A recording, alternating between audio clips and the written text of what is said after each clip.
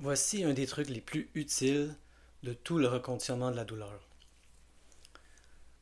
Comme je l'ai dit dans une vidéo précédente, la plupart du temps, il ne faut pas trop essayer de se perdre pour comprendre qu'est-ce qui a déclenché une douleur. Mais des fois, le lien est vraiment inévitable, comme dans le cas d'un mouvement qui déclenche la douleur à chaque fois qu'on le fait. Et ça, il y a un nom pour ça en anglais. En français, je dirais que c'est un mouvement gâchette, c'est-à-dire un trigger movement. C'est un mouvement déclencheur qui déclenche la douleur à chaque fois qu'on le fait. Et là, évidemment, le lien est impossible à ignorer. Donc, qu'est-ce qu'on fait pour les mouvements gâchettes? C'est un truc que j'ai lu dans le livre Unlearn Your Pain de Howard Schubiner, Désapprendre sa douleur. Alors, prenons un exemple dans ma vie. Un des gros mouvements pour moi qui déclenchait de la douleur à chaque fois, c'était m'accroupir pour ramasser un objet. À chaque fois, ça déclenchait de la douleur. Je me raidissais, je me contractais, je me disais, oh, ça va faire mal. Ah, ça va faire mal. Et donc, ce qu'il nous dit de faire, c'est dans ce cas-ci, par exemple, de se mettre debout, de fermer les yeux, et puis là, de nous imaginer en train de s'accroupir pour ramasser un objet. Et puis là, si on grimace, juste à y penser, ça nous montre, c'est pas le corps, c'est l'esprit. Quelqu'un pourrait dire, mais non, c'est le contraire, c'est que vu que j'ai un problème structurel, j'ai mal à chaque fois que je me penche, donc mon cerveau le sait et anticipe la douleur. Et ça fait du sens, oui, si on a une blessure, si c'est un problème corporel. Mais quand on le sait qu'on a de la douleur neuroplastique, c'est l'esprit qui crée ce problème-là. Hein? On s'imagine faire le mouvement et juste imaginer faire le mouvement nous fait grimacer. Qu'on grimace extérieurement ou juste qu'on fasse une grimace interne. Donc on se met debout, on ferme nos yeux et puis on s'imagine faire le mouvement. Dans ce cas-ci, s'accroupir pour ramasser un objet. Et puis là, on le fait dans notre esprit jusqu'à ce qu'on soit capable de le faire sans dérangement, sans douleur imaginaire, hein, sans faire le petit ça va faire mal. Et dans mon cas, ça me prenait 10, 11, des fois 12 fois. Je sais pas si j'allais à 15.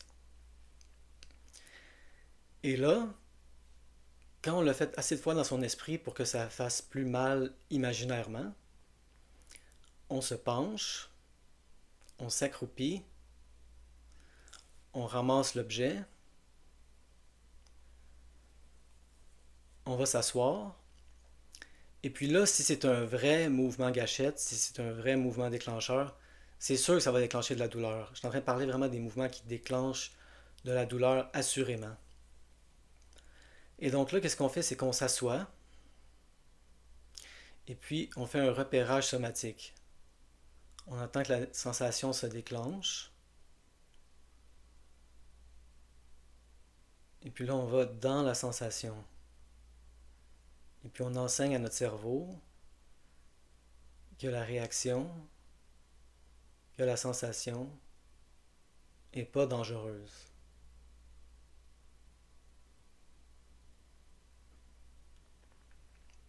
Dans ce cas-ci, c'est une action. Il y a aussi des positions gâchettes. Hein, comme moi, c'est un exemple qui revient souvent dans Déjouer la douleur chronique et qui revient souvent aussi quand on regarde les vidéos de Tanner Murtaugh. Parfois, c'est pas des mouvements, c'est des positions comme être assis. Moi, il y a un long bout où je ne pouvais pas m'asseoir dans beaucoup de chaises. Je pouvais m'asseoir dans certaines chaises, mais pas d'autres chaises. Et puis, je pouvais seulement m'asseoir là, des fois pour 5, 10, 15 secondes avant que la douleur soit déclenchée. Et là, c'est ça qu'on veut faire. On veut s'asseoir, déclencher la douleur, pas trop. On veut pas aller à du 7, 8, 9 sur 10, comme je l'ai déjà dit.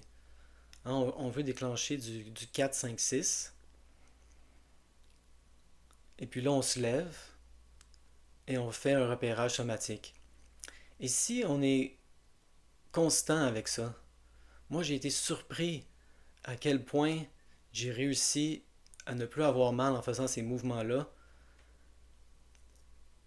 parce que je les attaquais spécifiquement.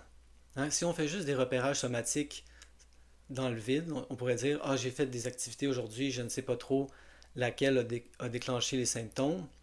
Ça, c'est souvent le cas, et comme j'ai dit, il ne faut pas s'attarder à qu'est-ce qui a déclenché les symptômes. Mais quand on a des mouvements comme ça qui déclenchent la douleur à chaque fois, moi, il y en avait tellement, hein, c'était bouger une souris d'ordinateur, écrire un clavier ou écrire avec un crayon.